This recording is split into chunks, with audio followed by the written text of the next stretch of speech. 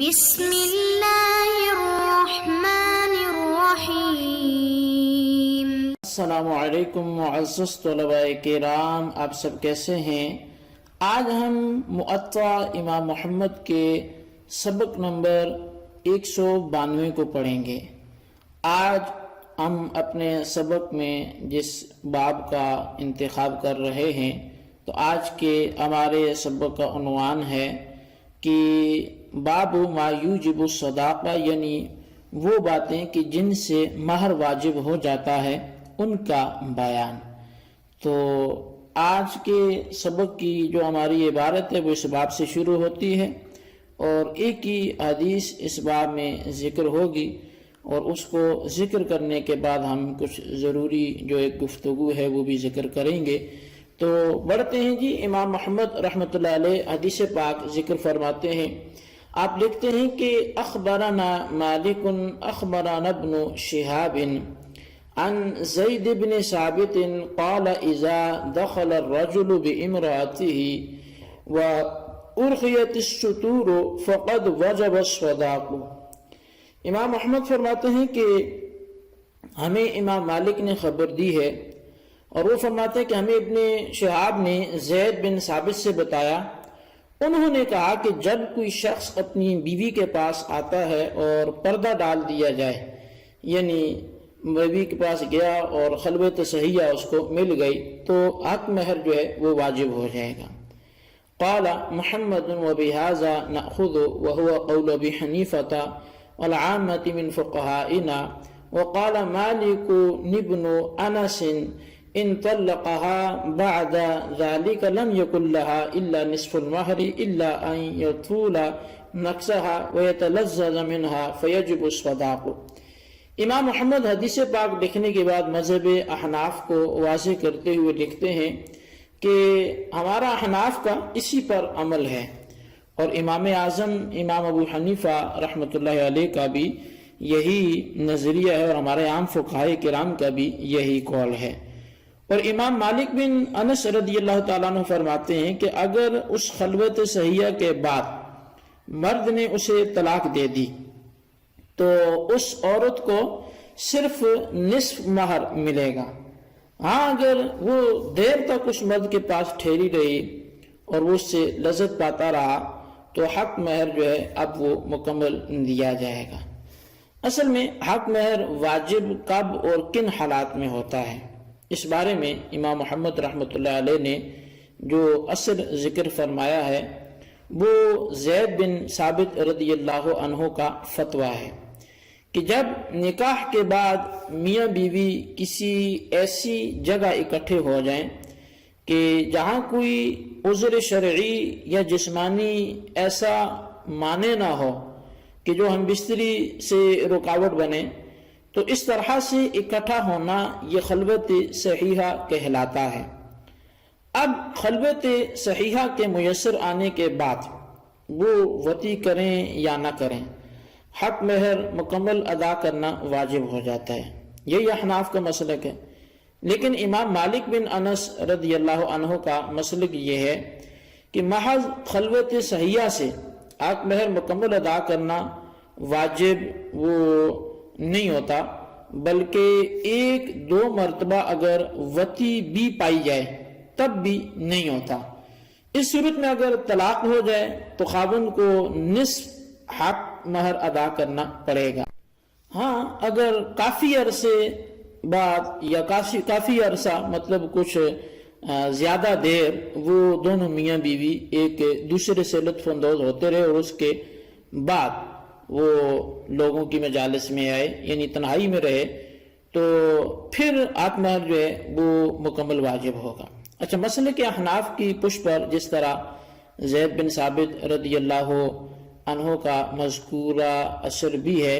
اسی طرح اور بھی بہت سے آثار وہ کتب احادیث میں اس پر شاہد ہیں۔ مثال کے طور پر مصنف ابن ابی شیبہ،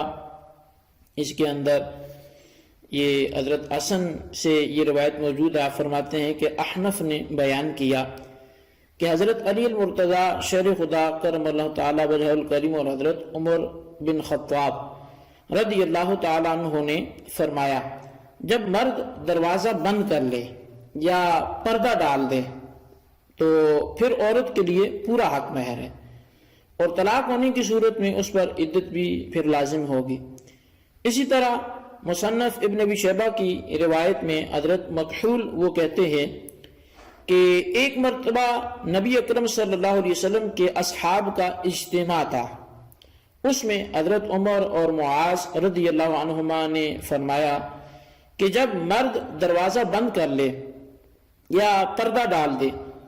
تو اس پر حق مہر واجب ہو گیا اور عدت بھی لازم ہو گئی ہے۔ اسی طرح یہ مصنف ابن ابی شیبہ ہی کی کثیر چونکہ روایات ہیں، تو اسی کے حوالے سے زرارہ ابن اوفا بیان کرتے ہیں کہ میں نے سنا کوئی کہہ رہا تھا کہ خلفائے اربعہ رضی اللہ عنہم نے یہی فیصلہ اپنے اپنے دور میں فرمایا ہے کہ جب مرد دروازہ بند کر لے یا پردہ ڈال دے تو حق مہر بھی واجب اور عدت بھی واجب ہو جاتی ہے۔ اسی طرح حضرت جابر رضی اللہ عنہ آپ فرماتے ہیں جب مرد نے اپنی بیوی کی شرمگاہ کو دیکھ لیا تو پھر طلاق دے دی تو عورت پورے مہر کی حقدار ہوگی اور اس پر عدت بھی لازم ہوگی۔ اسی طرح ابن جریج کہتے ہیں کہ مجھے ہشام بن عروہ نے اپنے والد سے بتایا،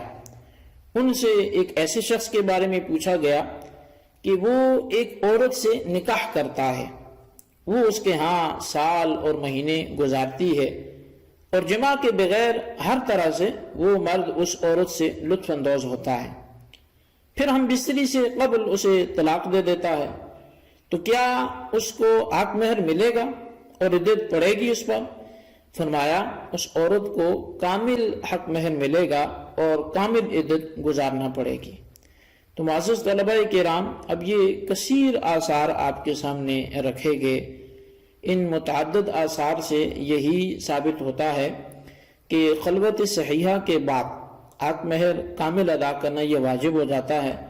اور طلاق کی صورت میں عدت بھی مکمل گزارنا ہوگی۔ اجلہ صحابہ کرام کا یہی مسلک ہے اور اس کے مطابق وہ فیصلہ بھی فرماتے رہے، اس لیے امام مالک رضی اللہ تعالیٰ عنہ کا جو مسلک ہے وہ مکمل حق مہر کے وجوب کے لیے تادیر لطف اندوز ہونے کی قید لگانا یہ درست نہیں ہے، کیونکہ صحابہ کرام کا اجماع اس کے بالکل خلاف ہے، اور احناف کا مسلک بالکل حضرات صحابہ کرام کے فیصلوں کے چونکہ مطابق ہے، لہٰذا امام محمد رحمۃ اللہ علیہ نے جو ہے وہ آپ نے زید بن ثابت رضی اللہ تعالیٰ عنہ کے قول کو اپنا ماخذ بنایا اور اسی کو امام اعظم امام ابو حنیفہ رحمۃ اللہ علیہ اور دیگر فقہائے احناف کا مسلک بھی قرار دیا، اور یہ آپ کا اس کو ماخذ اپنے مسلک کا بنانا اور دیگر ائمہ کرام کا اس کا نظریہ قرار دینا یہ بالکل آثار کے بالکل مطابق و موافق ہے، اس لیے خلوت صحیحہ کے بعد حق مہر مکمل ادا کرنا واجب ہوگا اور طلاق کی صورت میں عورت کو عدت کاملہ گزارنا پڑے گی۔ اچھا، اب یہ خلوت صحیحہ کیونکہ بار بار یہ لفظ آ رہا ہے تو ضروری ہے کہ اس کو ایک دفعہ سمجھ لیا جائے۔ اصل میں عورت پر لازم تھا کہ وہ اپنے آپ کو مرد کے سپرد کر دے، اور سپردگی کا تحقق وہ خلوت صحیحہ سے ہوتا ہے۔ خلوت صحیحہ کا مطلب ہے کہ ایسی مجلس میں وہ میاں بیوی اکٹھے ہو جائیں کہ جہاں اگر وہ وطی کرنا چاہیں، جماع کرنا چاہیں، مباشرت کرنا چاہیں تو کوئی معنی نہ ہو۔ اب مثال کے طور پہ وہ پردے کے اندر چلے گئے، دروازہ بند کر لیا، تو ایسی صورت میں وہ یقیناً خلوت میں ہے، اب چاہیں تو وہ وطی کر سکتے ہیں، چاہیں تو ان کی مرضی نہیں کرتے، لیکن شرعی طور پر جو ان کے درمیان ایک حائل حیا کا حجاب تھا وہ اٹھ گیا اور لوگوں کی نظروں سے وہ اوجھل ہو گئے اور وہ اب خلوت میں ہیں، تو لہٰذا وہ وطی کرتے ہیں یا نہیں کرتے، باہر دو صورت شمار ان کا وطی میں ہوگا جب خلوت صحیحہ پائی جائے۔ ہاں، اگر ان میں کوئی بیماری اتنا تھا، اور اس کی کتب فقہ میں زیادہ بالخصوص ہدایہ میں آپ کو کوئی یدات مل جائیں گی کہ کن کن صورتوں میں خلوت صحیحہ کا تحقق نہیں ہوتا، ان صورتوں کی بات الگ ہے، لیکن اگر کوئی ایسی رکاوٹ نہیں ہے اور وہ ایسی صورتحال میں ایسی تنہائی کی مجلس میں چلے گئے تو بھلے وہ جماع کریں یا نہ کریں، ان کا اس خلوت میں اکٹھے ہو جانا ہی عورت کے حق میں مہر کے پورے ہونے کو ثابت کر دے گا۔ تو بہرحال یہی احناف کا مذہب تھا، اور جو صحیح نظریات کے مطابق تھا، آثار کے مطابق تھا۔ اس کو آپ اچھی طرح سمجھیں، اس کے خلاصے کو، آج کے سبق کو اپنے رجسٹر پر ضرور لکھیں۔ اللہ تبارک و تعالیٰ سے دعا ہے جو کچھ ہم نے پڑھا سنوں سے یاد رکھنے کی توفیق نصیب فرمائے۔ آمین بجاہ النبی الامین صلی اللہ علیہ وسلم۔